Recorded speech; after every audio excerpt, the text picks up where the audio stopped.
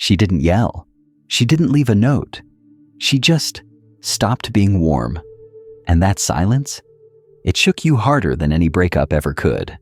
There's a moment every man faces, and it's usually quiet. It doesn't come with warning signs or flashing lights. It comes in a pause, a gap in her message, a coldness in her tone, a delay that wasn't there before. You feel it before you see it. She's pulling away, and your instinct, chase, fix, explain, do something, anything. But here's where most men collapse, because what you do in that moment, it will determine not only the outcome of that connection, but the trajectory of your own strength. This is where Stoicism shows its power. Most men aren't taught how to respond. When emotional distance appears, they're taught to earn love, to work harder when affection fades, to double down when energy shifts. So when a woman starts to withdraw, they panic. They text more. They call more. They get emotional. They plead. They project. They chase. And all of this comes from one place: fear. The fear of loss. The fear of rejection. The fear that if she goes, they'll lose something vital. But you don't lose anything essential when someone walks away. You only lose the illusion that you needed them to be whole. That's the lie. The deeper truth? When someone pulls away, it reveals the parts of you that are still attached, still reactive, still operating from scarcity. That moment isn't a punishment. It's an invitation to lead, not her, yourself. Because Stoicism isn't about pretending not to care. It's about caring better, stronger, cleaner, without control, without neediness, without collapse. The Stoic man doesn't ignore emotion. He observes it. He lets it rise. He doesn't run from it, but he doesn't serve it either. He lets emotion move through him without letting it move him. So, she pulls away. What do you do? First, you breathe. You slow down. You interrupt the urge to act from panic. You ask, is this about her behavior or my fear? Because often, the trigger isn't the moment. It's what the moment reminds you of. Past rejection, old stories, childhood wounds. You're not just reacting to her. You're reacting to a version of you that hasn't healed yet. Awareness first, then stillness. You don't respond right away. You don't chase her energy. You lead your own. This doesn't mean ghosting. It doesn't mean punishing. It means pausing. So, you can get clear, because clarity is power. You ask yourself, is this shift in her behavior something I need to fix or something I need to feel? Because not every change is a crisis. People ebb and flow. Emotions rise and fall.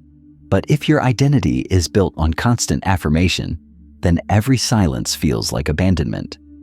And that is the exact space Stoicism transforms. The Stoic builds his foundation internally. So when storms come, he's not shaken. When people shift, he doesn't fall. When affection fades, he doesn't beg. He observes, he reflects, he leads. That's how trust is built, not in outcomes, but in your response to them. So, what's the response? You return to your path. You return to your routine. You anchor back into your purpose. You let silence sharpen you. You don't punish her. You don't try to manipulate. You stay centered.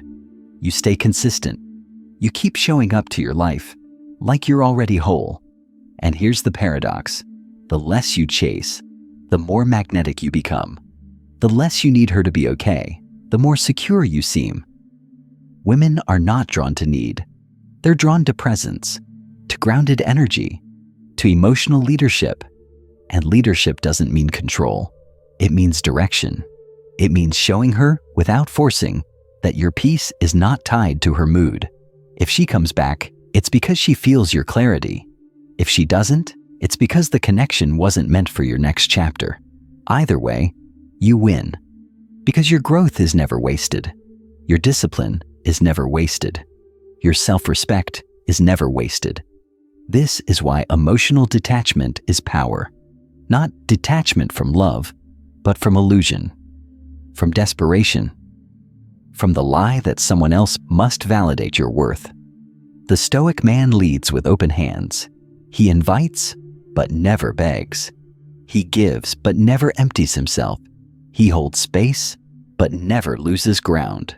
So what if she pulls away permanently? Then that's clarity. That's a gift. Because now you're not waiting in limbo. Now you can fully return to you, to your work, your health, your mission. You transmute longing into leadership. You take that emotional energy and build something with it, something that lasts, something that doesn't leave. Most men don't do this.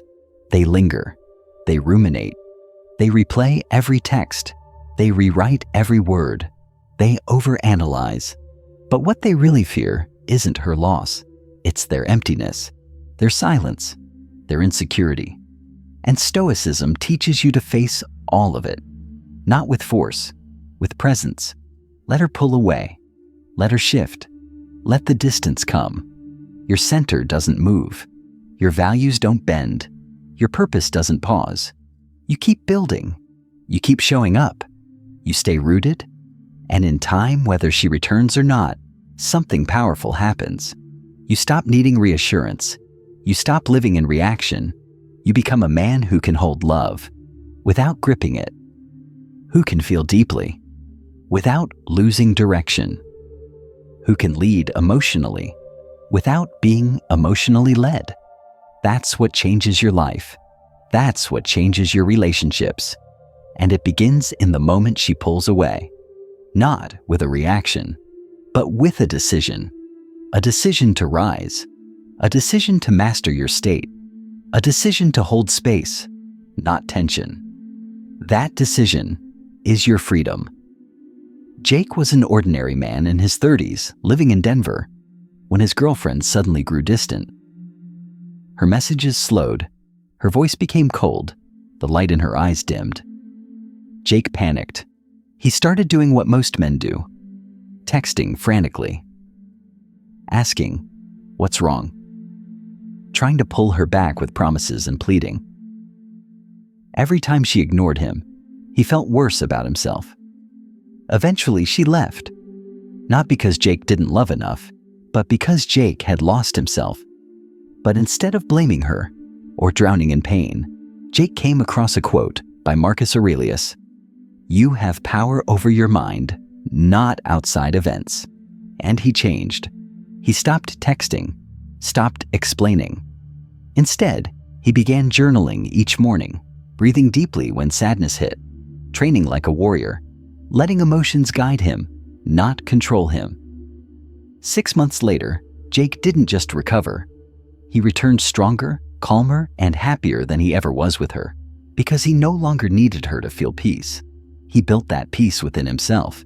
If you see yourself in that story, if you've ever trembled when a woman pulled away, ever lost yourself trying to hold on to someone who already let go, know this isn't your ending. It's your opening, a defining moment, a turning point. You don't have to beg for love. You don't have to control anyone to find peace. What you need is to learn how to lead yourself, because the man who fears losing no one becomes the man no one wants to lose. And if you've read this far, if you're standing on the edge of change, don't do it alone. Stoic Reign isn't just a YouTube channel.